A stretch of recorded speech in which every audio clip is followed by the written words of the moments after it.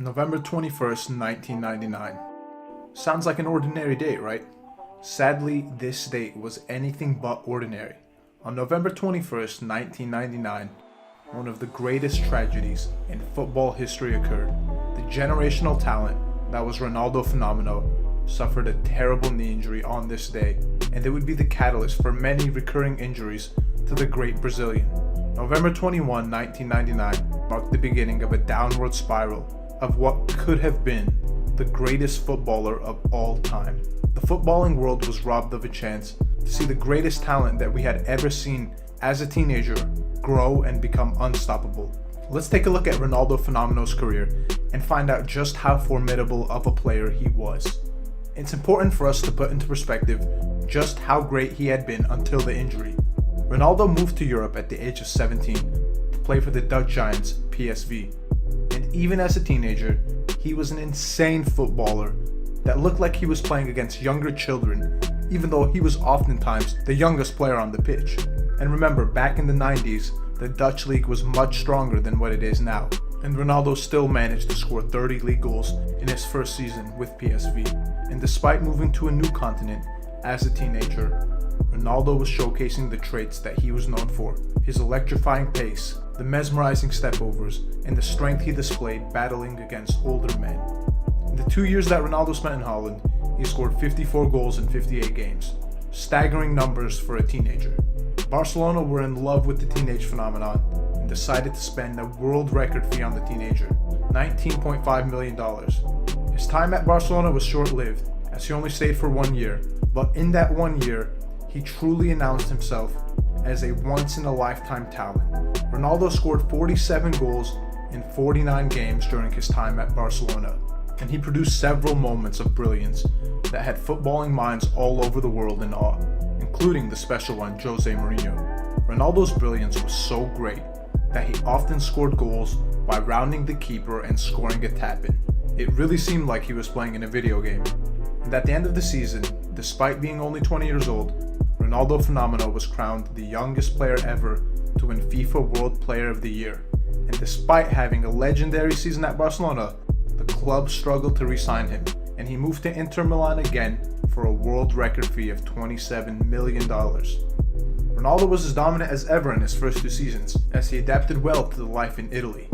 He scored 25 goals in his first season in Italy, which was considered the toughest league to score goals in, and while doing so, he collected his second FIFA World Player of the Year and his first Ballon d'Or. Ronaldo was on top of the world during the 1998 World Cup, as he led Brazil to the final to play against Zinedine Zidane and France. But maybe as a sign of things to come, Ronaldo was suffering from illness for the final, and his Brazil team got destroyed by France. But despite the end result, Ronaldo won Player of the Tournament and was unanimously considered the best player in the world entering the 1999 season with Inter. And entering the 1999 season, Ronaldo and Inter had high hopes, but that hope was snatched from them in heartbreaking fashion on November 21st, 1999. Inter were playing Lecce in the league, and Ronaldo felt a buckle in his knee, and he had ruptured a tendon in his knee that would require surgery. After 6 long months, the phenomenon was back on the pitch to play after the rough injury. And in the first leg of the Coppa Italia final against Lazio, just 6 minutes into his comeback, Ronaldo once again suffered a major injury in which he completely ruptured both of his kneecap tendons. And Ronaldo would never be the same player after that fateful injury. Before his injury, Ronaldo had scored 42 goals in 58 Serie A games, which was tremendous considering how strong Serie A was with their defensive prowess. But after his injury, he scored just 17 goals in the following 41 games. A respectable number, but clearly not the same level that he had once produced. But despite the terrible injuries, the crowning achievement of Ronaldo's career will undoubtedly be his World Cup that he captured in 2002.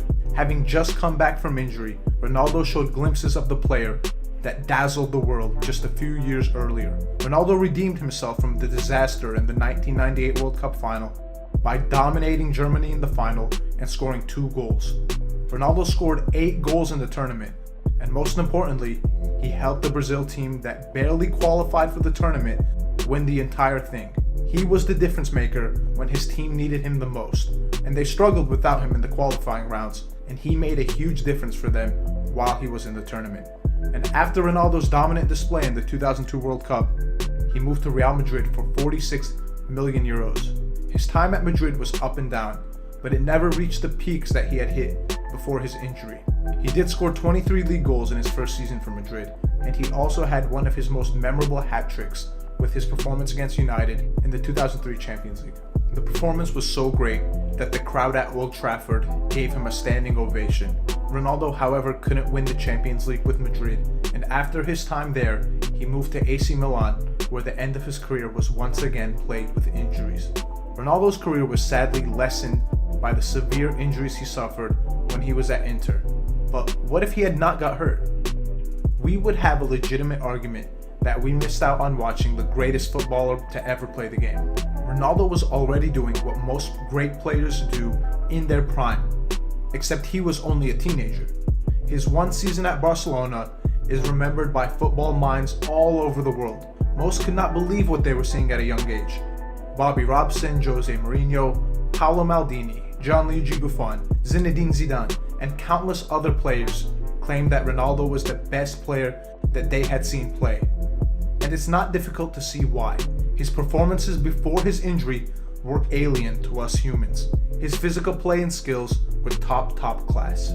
He certainly would have had immeasurable statistics and would have probably scored well over 500 career goals if he had not got hurt. He also might have won another World Cup in 2006 had he had been in top form like he was earlier on in his career. The only aspect of Ronaldo Fenomeno's game that leaves him off many people's top 5 greatest players ever list is his consistency. We only got to see him play at full gear for a handful of seasons while he was a teenager, and those few seasons left us hungry for more. Sadly, our hunger was never satisfied, but one thing we do know is that Ronaldo Fenomeno might have been the greatest force to ever play at one time. Many would argue that if you needed one player at his very peak for the biggest game, for the fate of the universe, that they would choose Ronaldo Fenomeno over Lionel Messi, Cristiano Ronaldo, Maradona, and Pelé. It's hard to argue against those people considering what we saw early on in his career. It's a shame that we did not get to witness this staggering greatness and what could have been had he stayed healthy. But despite his injuries, football fans across the world got to get a glimpse of the phenomenon that was Ronaldo when he played for PSV, Barcelona, and Inter before his injury. And despite getting injured and not being the same physical specimen that he once was, he still managed to win a World Cup after his horrific knee injuries. But we can only wonder, what could have been had the football gods kept him healthy? Thank you again for your support, guys. Hit the bell and subscribe to our channel for more content. And check us out on our social media pages that are posted in the description. And until next time, guys.